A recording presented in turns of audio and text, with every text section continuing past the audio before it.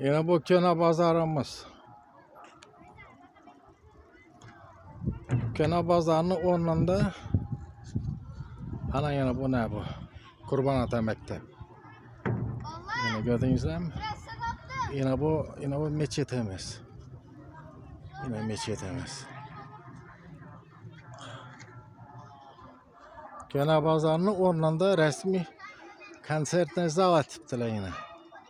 Gördünüz mü yine? Şu ben durgan yerde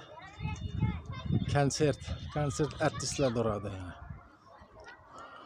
Bir de nene onlarda neyim yıkıptılar.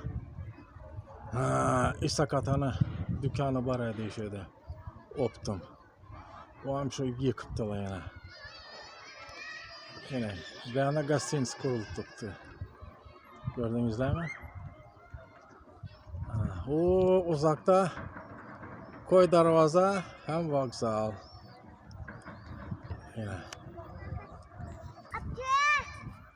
Yine bir anda kervansarayımız.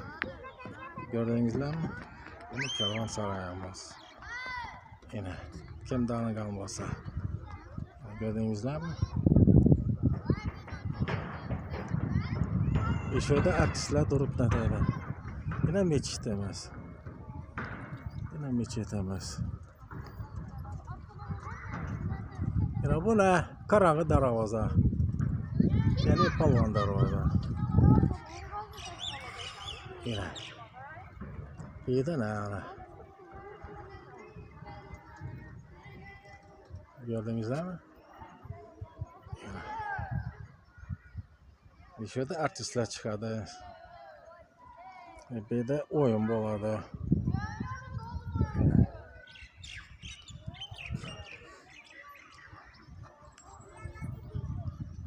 Xiva Şark Gevheri.